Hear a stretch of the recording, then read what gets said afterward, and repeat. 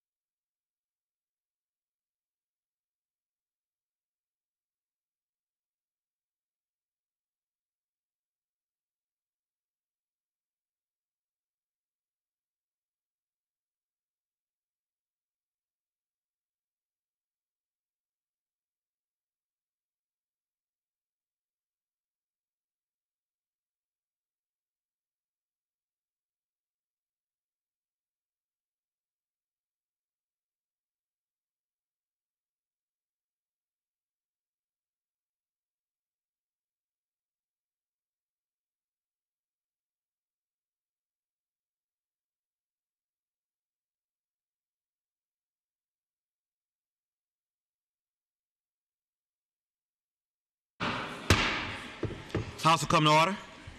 Mr. Clerk. Mr. Speaker, continue with today's business. 5 after 4, Virginia House of Delegates Supplemental Calendar number 1 for this 2026 session, first day. The supplemental calendar has been distributed. It's available online, so everyone has it. The first order of business on page 1 of the printed version, if you're following along that way. First category, resolutions, regular calendar. Resolutions regular, beginning with House Joint Resolution 1. HJ1, proposing an amendment to the Constitution of Virginia by adding in Article 1 a section numbered 11A relating to fundamental right to reproductive freedom. This HJR1 was reported to the Committee on Privileges and Elections. The delegate from Alexandria, Delegate Herring. Thank you, Mr. Speaker. Speaking to the resolution. The delegate has the floor. Thank you, Mr. Speaker. HG1 is a constitutional amendment amending Section 1 of the Virginia Bill of Rights, which provides for a fundamental right to reproductive freedom. This amendment protects the rights of individuals to carry out decisions relating to their own prenatal care, contraception, abortion care, miscarriage management, and fertility care. Mr. Speaker, this provides for the full spectrum of reproductive health care from birth control to fertility treatment. I hope it is a pleasure of the House to adopt the resolution. The delegate from Warren, Delegate Oates. Mr. Speaker, I rise to speak to the amendment. The delegate has the floor. Thank you, Mr. Speaker. Mr. Speaker, I rise today with a heavy heart to speak on an issue that touches the deepest part of my soul, the sacred value of life. Many new faces are here today, so let me share my story. I was a 16-year-old mom who chose life. My world is infinitely richer because of it. My son is the greatest blessing, a living testament to the miracle of human life. This debate isn't new. Let me be crystal clear about what HJ1 truly means and what it fails to protect. Supporters claim it merely safeguards existing law. The language is vague, broad, and elastic. As constitutional lawyers testified in committee, not just activists, it sets no firm limits, no clear standards, resolving nothing while inviting endless litigation. Once enshrined in our Constitution, these life and death questions won't be decided by Virginians, but by judges. That's a heartbreaking shift of power, robbing us of our voice on the most profound of moral issues. Worse still, HJ1 opens the door to abortions on fully viable babies, precious children who could survive outside the womb with beating hearts, tiny fingers and faces that we have all seen vividly on ultrasounds. Our state's amendments include explicit post-viability protections, and ours does not. This isn't abstract. It's about real moms, real pregnancies, and the innocent lives that we must fiercely defend. Abortion is legal today in Virginia. No Republican rollback has passed. No restrictions enacted, no bans loom. It's secure until Democrats change it themselves. The amendment won't override Congress or the Supreme Court.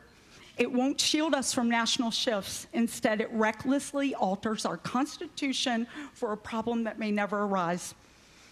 As a Commonwealth, we must cherish and protect all life, especially the most vulnerable, the unborn, who deserve our unwavering compassion and safeguard. Mr. Speaker, Virginians deserve to know that this amendment will allow the termination of a precious baby on its birthday. It eliminates parents from the process.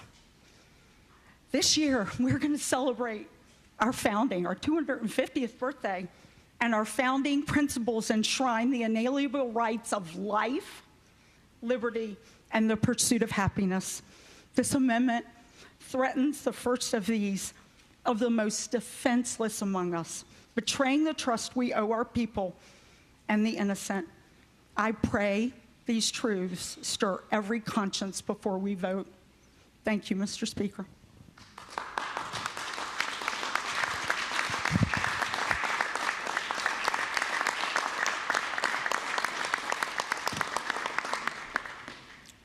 The delegate from Bedford, Delegate Griffin.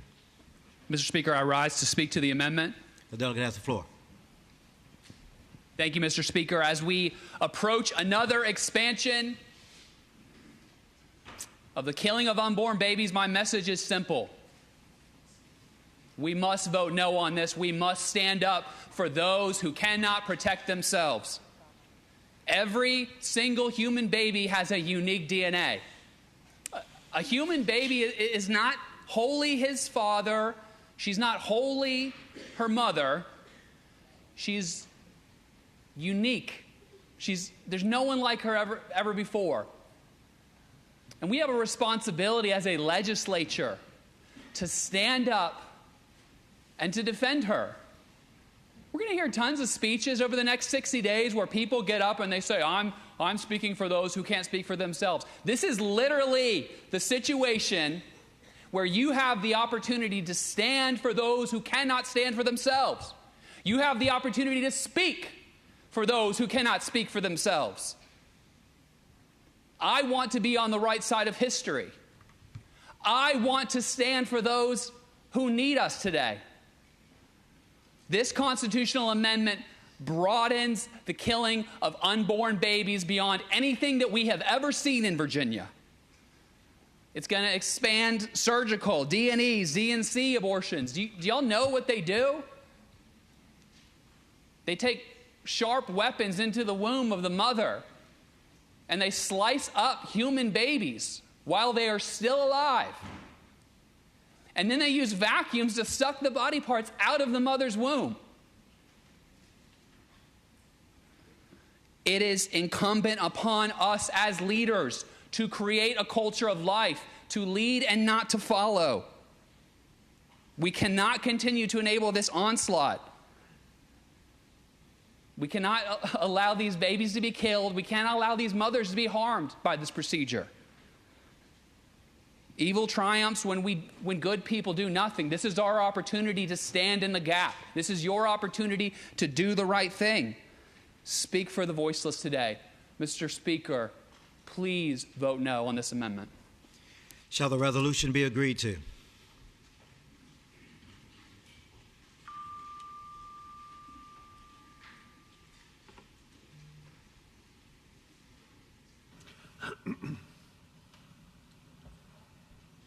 Clerk will close the roll. Ayes 64, noes 34. Ayes 64, noes 34. The resolution is agreed to.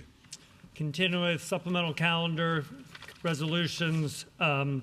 Regular, page 2, House Joint Resolution number 2. Proposing an amendment to Section 1 of Article 2 of the Constitution of Virginia relating to qualifications of voters and the right to vote, persons not entitled to vote. This legislation also is reported from the Committee on Privileges and Elections. The delegate from Alexandria, Delegate Bennett Parker. Thank you, Mr. Speaker. I rise to speak to the resolution. The delegate has the floor. Thank you, Mr. Speaker. This proposed constitutional amendment provides an affirmative, fundamental right to vote for qualified voters. It also provides for the automatic restoration of political rights once a person with a felony conviction is released from incarceration, and also strengthens protections for individuals with disabilities, fostering a more just and fair society. Virginia is the only state to permanently disenfranchise all individuals with felony convictions unless they individually petition the governor for rights restoration. This amendment creates a transparent, fair process that applies to everyone equally and that is not left up to the complete discretion of a single individual. Research shows that the restoration of rights benefits reentry, reduces recidivism, and makes communities safer because people feel included as part of our democracy and have a say in what happens in their communities. So this amendment is critical for all Virginians. The disenfranchisement of people with felony convictions is a relic of Virginia's Jim Crow past and was intentionally inserted into the 1902 Constitution to disenfranchise as many black voters as possible. Today, more than 1 in 7 black Virginians is disenfranchised, which is twice the national average. Another important aspect of this amendment is that it strengthens protections for individuals with disabilities, ensuring their voting rights are lost only if a court adjudicates that the person is incapable of understanding the act of voting. This amendment is about reintegration, redemption, and justice, and recognizes that the right to vote is fundamental for our communities and for our democracy. For these reasons, Mr. Speaker, and on behalf of the many people who have worked tirelessly for decades to create a more just and fair Virginia, I move adoption of the resolution. The delegate from Henry County, Delegate Phillips. Thank you, Mr. Speaker. I'd like to speak to the resolution. Delegate has the floor. Thank you, Mr. Speaker. Mr. Speaker, I believe in second chances. I'm glad to have been the recipient of quite a few in my life. And I support, in principle, what this resolution would like to do or try to do. There's certainly been some things that have changed in our legal system over the years. Now in Virginia, you can grow 3 marijuana plants and you can smoke it in your own house or whatever. And there are a lot of people that had major felony convictions with those types of drugs that I think should be overdone. But I would also say that what makes it difficult for me to support this is I do think that there are violent felons, murderers, people who snuff out the rights of others to ever be able to do anything again in this lifetime, who should be exempted from this legislation. Secondly, one of the things that I noted in here is that their full debt to society had not been paid. In other words, this bill allows, as soon as they're released from either jail or prison, that their rights are fully restored. It doesn't count restitution or them coming off parole. So in my mind, Mr. Speaker, and because of those reasons, I would have a tough time supporting this. I think their full societal debt should be paid before they're able to do that. But thank you, Mr. Speaker.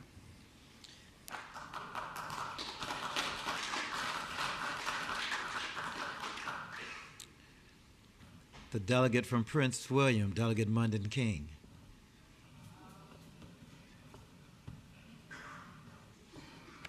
Thank you, Mr. Speaker. Speaking to the resolution. The delegate has the floor. Mr. Speaker, we heard a lot about voiceless people today, but most people are not without a voice. And this gives the people the opportunity to decide if they want Jim Crow Virginia voting rights, Confederate Virginia voting rights, and we should give people that opportunity to vote. And what I won't do, Mr. Speaker, is allow people to use victims of horrible crimes as an excuse for taking away a fundamental right. And the reason why is because I've been on the other side of that courtroom. I've been the victim of a crime. I've sat with my family, and not once did I think, you know what, let's take away their right to vote. It is a relic of the past. People who commit crimes should pay their debt to society, and if that means a life sentence, guess what, Mr. Speaker? They don't vote for life. But to continue to hold the fundamental right to vote over people's head is not giving them a voice. So for those who want to give people a voice and speak for the voiceless, that's what this amendment does. Let the people speak. Thank you, Mr. Speaker.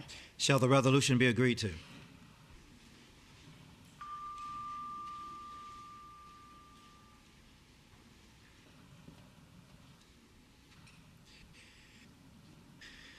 Clerk will close the roll. Ayes 65, noes 33. Ayes 65, noes 33. The resolution is agreed to. Continuing with a category of regular calendar resolutions, House Joint Resolution 3, proposing an amendment to Section 15A of Article 1 of the Constitution of Virginia relating to marriage between 2 adult persons, repeal of same-sex marriage prohibition, affirmative right to marry. The delegate from Fairfax, Delegate Sickles. Thank you, Mr. Speaker. I talked about this downstairs a few minutes ago about the happiness amendment. This is happiness for people who want to have legal security in their family. That's all this does. This is a civil rights bill. Mr. Speaker, I just want to read it. It's really short. That marriage is one of the vital personal rights essential to the orderly pursuit of happiness. This Commonwealth and its political subdivisions shall not deny the issuance of a marriage license to adult persons seeking a lawful marriage on the basis of sex, gender, or the race of such person. This Commonwealth and its political subdivisions shall recognize any lawful marriage between 2 adult persons and treat such marriages equally under the law, regardless of the sex, gender, or race of such persons. So it's not a zero-sum game. Your marriage is not going to be hurt by my marriage. We've had marriage equality for 11 years. We're still standing. We're probably a stronger country than we were before. We got happier people. Let's make more people happy.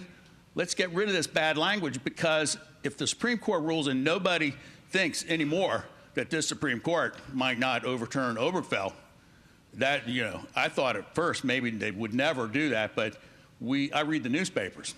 So we really need this. We do really need this. We can't go back to what we had. Read the language that's there. I read the new language. The language that's there is really horrible. No domestic partnership, no civil union, nothing that looks like a marriage or reflects a marriage. We can't go back to that, Mr. Speaker. We have gone far beyond that. Let's give the voters a chance to get rid of this once and for all. 20 years after it was put in our Constitution. Thank you, Mr. Speaker. I urge everyone to support this resolution. The delegate from Buckingham, Delegate Garrett. Thank you, Mr. Speaker. I was reviewing the rules of the House, and I am not sure if I can do this, but I would ask if the patron would yield for a question. You can speak to the motion. Okay, let me speak to the motion. He can yield. You're right. He can yield. Yeah, Yes. and these aren't even hostile questions. Okay. So This time, I know. will Yes, the sir. delegate yield? I know the gentleman from Buckingham is a progressive. I think the delegate will yield. So, yeah. Oh, they weren't hostile questions, y'all. No, it's a three-part question. I'm not trying to trip you or anything. We did this last year. I want to understand it is not and I understand textualism versus purposivism, but it's not the intent of the patron that refusal of an officiant or a clergy member to perform a ceremony that violated their conscience could be used to disallow them from performing ceremonies. That's not your intent with Not this my legislation. intent and not permitted The under the delegate U.S. from Constitution. Fairfax County. I know you Yeah. haven't left yet. I'm still the speaker. The delegate from Fairfax County, you have the floor. I yield.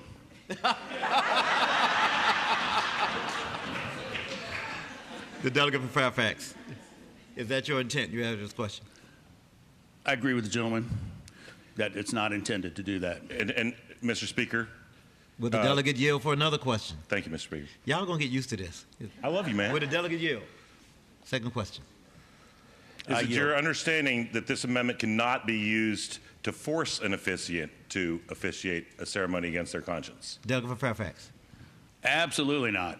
And finally, is it your intent for this amendment to be able to be used in the event, speaking to the amendment, Mr. Speaker?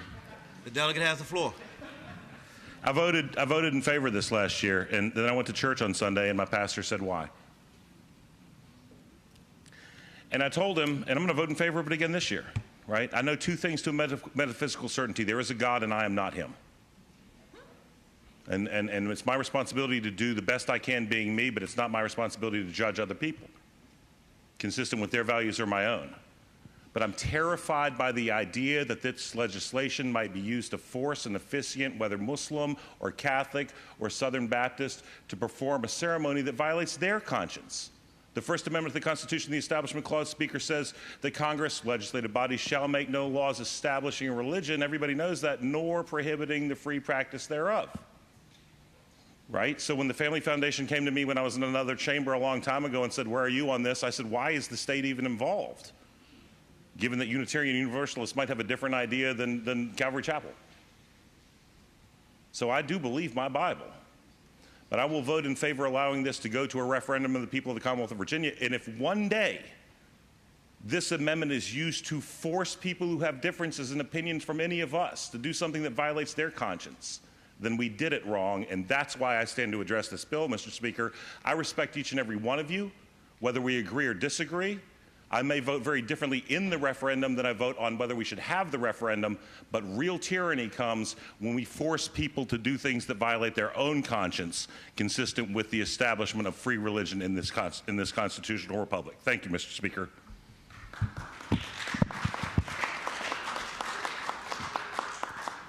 Mr. Speaker. Mr. Speaker, speaking to the bill. Speaking to the resolution. The delegate has the floor again. I just want to clarify that this resolution does not force anybody to do anything. It just allows people to pursue happiness as the Constitution and the Declaration of Independence called for. Thank you, Mr. Speaker. The delegate from Newport News, Delegate Price. Saving us time, speaking to the resolution. instead delegate of has the asking a floor. question. Thank you. If I had time to ask questions, I would ask the gentleman across the aisle if he had read line 24, because then I would be able to go tell my pastor that he is not a commonwealth or a political subdivision. And that is the language of this amendment. Furthermore, I would be able to tell my pastor, if he had asked me such, that Article 1 in Section 16 is still standing in Virginia's Constitution. And so I would then ask any of us that want to speak on this floor to give up the fear tactics and let the people be happy. I urge us to support this joint resolution. Shall the resolution be agreed to?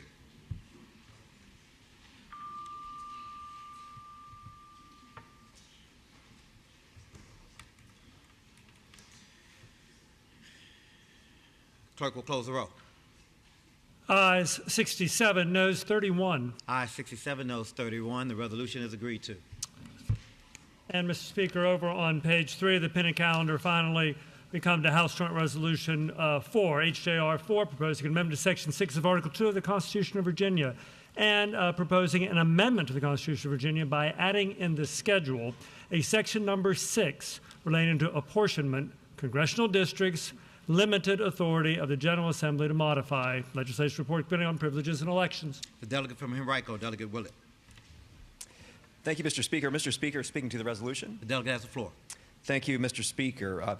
HJR 4 creates a narrow temporary exception allowing the Virginia General Assembly to modify one or more congressional districts between the regular 10-year decennial reapportionments if another U.S. state has redrawn its congressional districts mid-decade for reasons other than completing the decennial that was started or in response to a court order. Mr. Speaker, very briefly, just to summarize what this resolution does and does not do. First, what it does, this keeps Virginia's options open. This would enable us to preserve flexibility. If the people approve it and then we implement it, we could make redistricting decisions. But there's no mandate here to do so. This is temporary, as I should emphasize. This measure will expire in 2030 and we'll be back to the regular 10-year cycle for redistricting. And most significantly, this allows the voters to decide how we do redistricting. They will vote if this is approved. They will vote in a referendum to approve or not approve what is proposed. Also, briefly, what this amendment does not do, it does not eliminate the Virginia Redistricting Commission. They will continue to do their job every 10 years. It does not expand the authority, our authority to change state legislative districts. We are not drawing our own lines. This only affects the congressional districts. And it does not change any of our existing lines, legislative lines. It just creates a process to consider doing so or considering making a change in extraordinary circumstances. Mr. Speaker, thank you. And I hope it'll be the will of this body to approve this resolution. The delegate from Scott County, Delegate Kilgore. Thank you, Mr. Speaker, ladies and gentlemen of the House. Most of you know I've been here quite a while, and thankful to my constituents back home in the 45th District. Used to be the 1st District, the most farther, for those of y'all who are new, I live in the most farther western corner of Virginia. But, you know, I've been here quite a while, and I can say, unless it's been court order, we've never done this. We've never, ever redrawn lines or attempted to redraw lines mid-session. We had an opportunity one time when my party was in power, when the Senate called an individual gone and decided that they were going to redistrict midterm and redistrict the Senate. But, Mr. Speaker, we didn't do that. Bill Howell, then Speaker Howell, said that's wrong. That's not the Virginia way. That's not the way we do things here in the Commonwealth of Virginia. And that's the difference here. We shouldn't care about what other states are doing. We should care about what Virginia's doing, what message we're sending to our constituents. 2/3 of the individuals across this state adopted this amendment just a few years ago, and now we're trying to throw it out because of things going on in other states that do not have this constitutional amendments, other states that don't have the bipartisanship that we had when we passed this amendment. So, I mean, and that's what I'm saying. You know, we were willing to live by that rule when our party was in charge, even if it cost us control of one chamber. And ladies and gentlemen, all I'm asking is it worth it? Is it worth it to throw out the Virginia way here just because of what's going on in other states, just because of what's going on in D.C.? We've got a state to govern.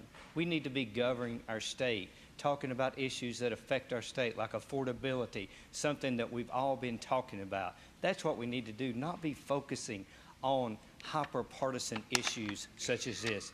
Ladies and gentlemen, I hope that you will come to your senses and say, this is not the Virginia way. Come to your senses like Indiana did. This is not the way we need to be going. We need to redraw the lines when we redraw the lines after the census is done. So I appreciate it. Think about it. Just think what you're doing. We're the oldest democracy in the Western Hemisphere. The oldest democracy. We didn't always get it right. We've not always got it right. But I think we got it right when we did the bipartisan redistricting. Thank you, Mr. Speaker.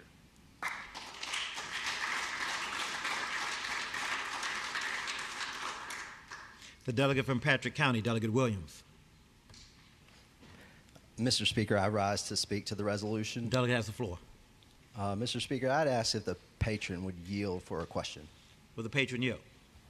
I yield, Mr. Speaker. Patron will yield. In 2020, nearly two-thirds of Virginia told us they wanted politics out of our map making. Why would we reverse course now, even under what is alleged to be a carve-out for extraordinary emergencies? Mr. Speaker, responding to the question and responding to the delegate, no one woke up in October and said, gosh, I really feel like amending the Constitution today. Our hand was forced.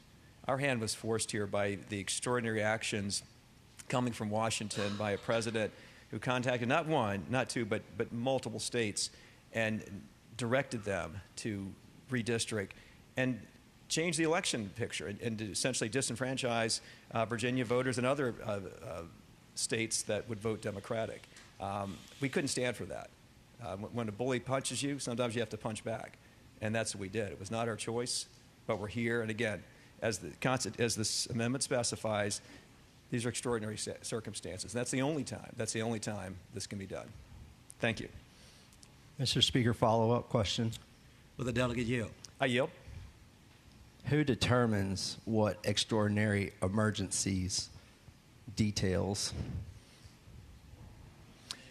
Mr. Speaker, responding to the question, that's actually in the circumstances or when a state has taken action, not in the decennial, either if it's not completing a decennial redistricting or if it's not in response to court order. If they change the lines and the state does that, that gives us the option to look at redistricting. And again, nothing in this amendment mandates that there be a change. It's just there would be the option to look at that. And of course, if this is passed, if the voters approve it, there would of course be implementing law to dictate that process. Thank you. Mr. Speaker, speaking to the resolution. Delegate has the floor.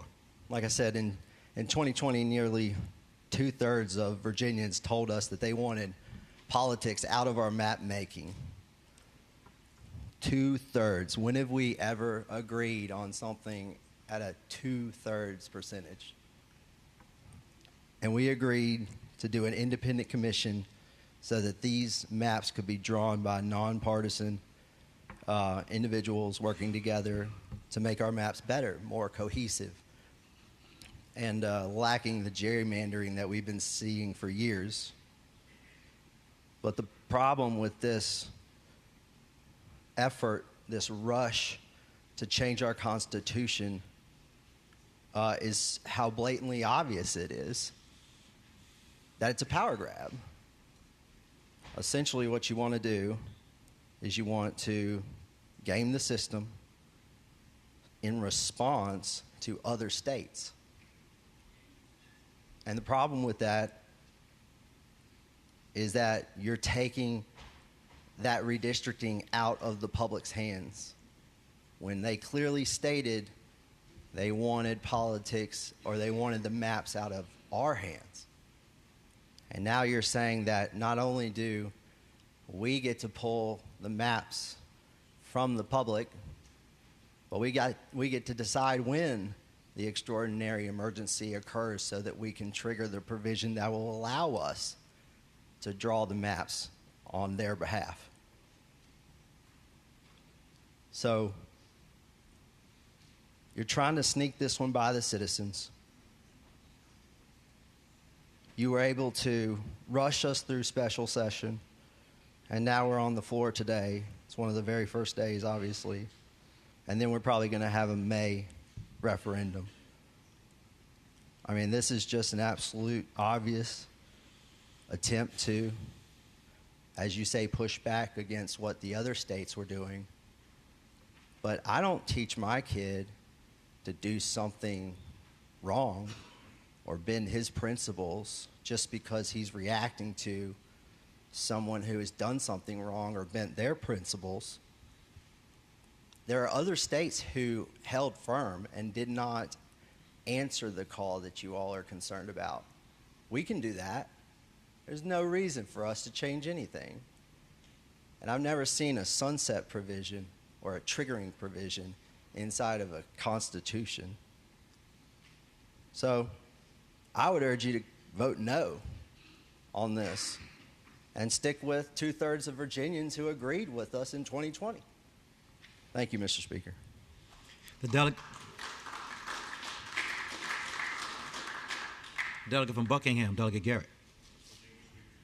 Thank you, Mr. Speaker. Speaking to the resolution. Delegate has the floor. I wasn't going to speak, and then I heard the word disenfranchisement. And I got to say that I am an admirer of my colleague from Henrico.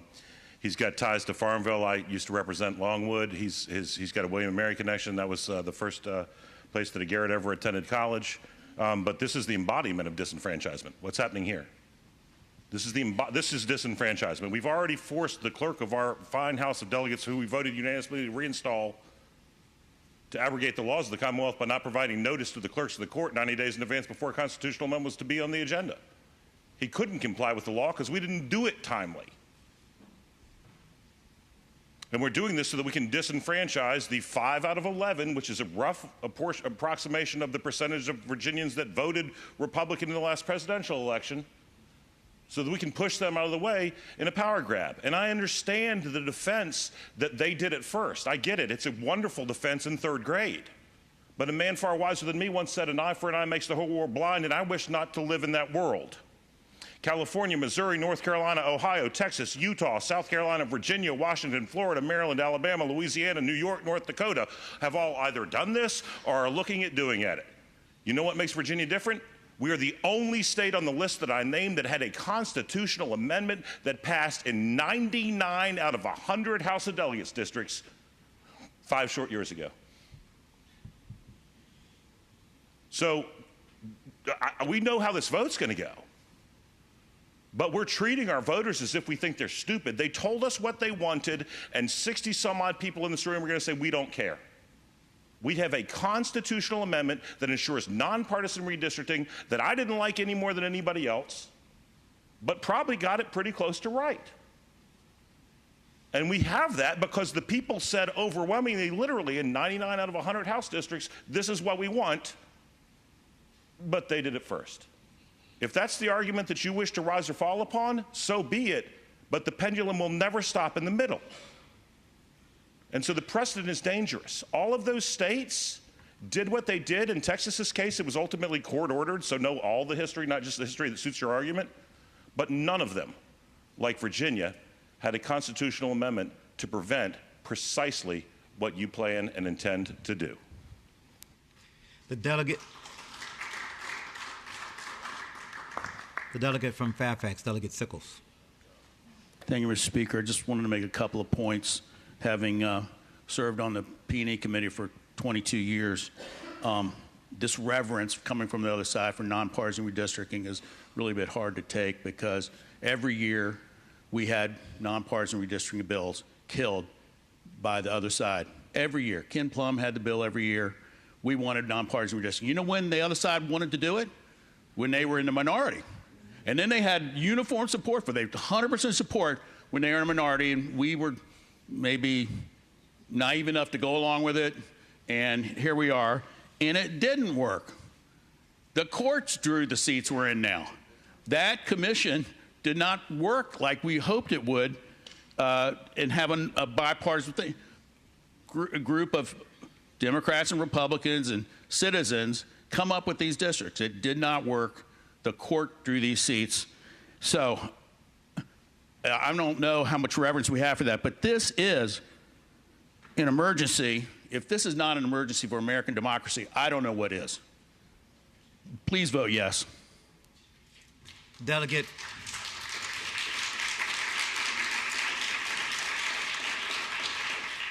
The delegate from Fairfax, Delegate Simon. Mr. Speaker, speaking to the amendment. Delegate has the floor. Mr. Speaker, members of the House, I just want to clear up a couple things we heard over on the other side. To listen to them talk, you would think, first of all, that we were doing away with the Nonpartisan Redistricting Commission. And I share other delegate from Fairfax's disdain for that, but that's not what this resolution does. That's not what this constitutional amendment does. The Nonpartisan Redistricting Commission remains in place, untouched, unaffected by this amendment. I want to be very clear about that. Nothing that we're doing today affects how we elect members of the House of Delegates or the state Senate, right? Nothing in this amendment affects any of that. So regardless of what was happening before, none of that is affected by this. And the other thing I want to say really clearly about this is, keep talking about that 2/3 majority that really loved the Nonpartisan Redistricting Commission, which, by the way, remains. If you're so confident that this is really unpopular what we're doing and that the voters really love keeping it nonpartisan, pass this resolution. Pass this resolution, because you know what happens after this resolution passes? There's a referendum. We get to go back to the voters again, and they're the ones who get to decide what we do going forward, right? So this isn't us grabbing anything from anybody. This is a resolution that empowers the people of Virginia. And I know it's just 6 short years ago, but I suspect you guys understand that things have changed. We can tell by the seating chart that things aren't the same as they were 5 or 6 years ago, right? The voters have had an opportunity to see what's going on, and they need an opportunity to look at what's happening in Washington, to look at what the president is doing, to look at the calls that he's making. And we're talking about what's plain and obvious and unabashed is the president's call to give me more seats. And why does he want more seats? Because he saw what happened here in Virginia in November. And he knows that's what's likely to happen across the country in 2026 unless they work to rig the system, right? All this is doing is saying we know that we want to hold the president accountable for his unpopular positions at the midterms. We don't want the country to rig their elections. This is one small thing that we can do here in Virginia, if the voters agree to it, to unrig the system, bring some fairness back to the process, and ensure that the people have a voice and can be heard at the national level. Mr. Speaker, members of the House, I encourage you to vote yes and pass the resolution.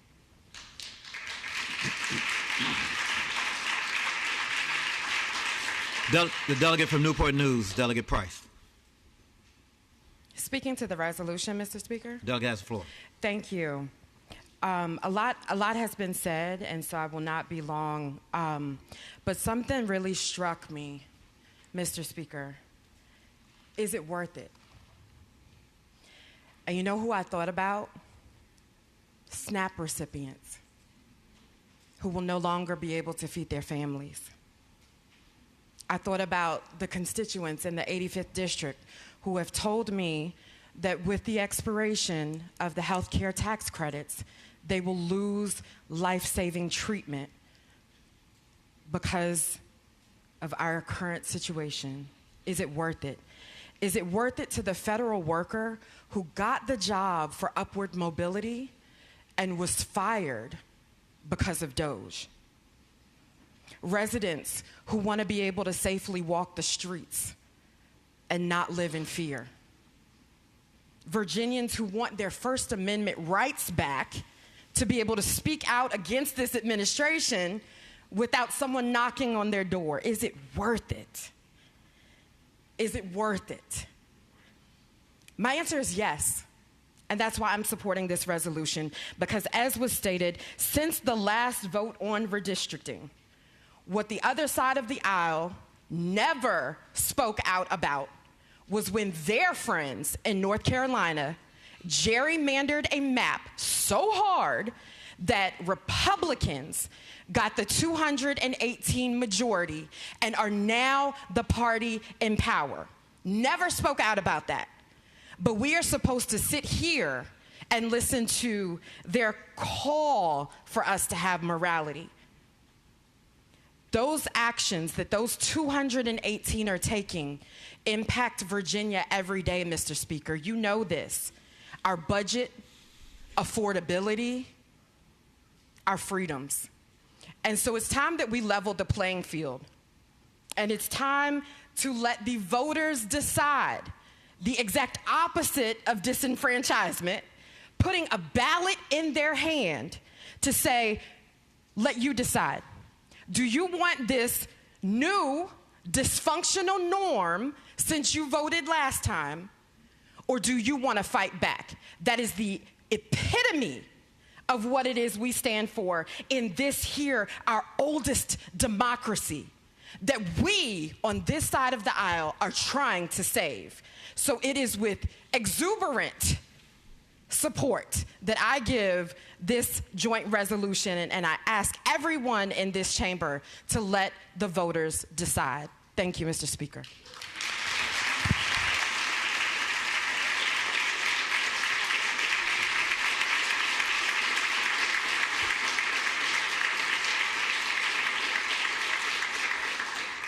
Shall the resolution be agreed to?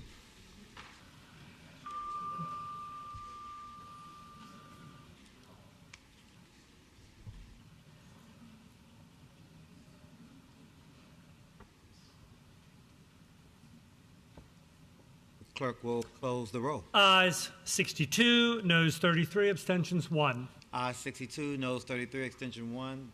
The resolution is agreed to. Mr. Speaker, that completes work on supplemental calendar number 1. Completes the work of the House today, which I'm aware. Does the clerk have any announcements? Mr. Speaker, not this time. After the end of the joint assembly later, I'll look at the calendar for tomorrow, but I have nothing at this time. Delegate from Alexandria, Delegate Herring. Thank you, Mr. Speaker. Mr. Speaker, I move that the House stand in recess until 6:30 p.m. And may I speak to that motion? Delegate has the floor. Thank you. Mr. Speaker, we are, friends of the House, we are going to be in recess. We ask that people get here before 6:30. That's when the gavel will fall at 6:30. So 15 minutes before, 10 minutes before, if you could be in the chamber and headed to your seats, it would be appreciated. Thank you, Mr. Speaker. Delegate from Alexandria, Delegate Herring moves that the House stand in recess until 6:30 p.m. As many in favor of the motion will say aye. Those opposed, no. The motion is agreed to. The House stands in recess until 6:30 p.m.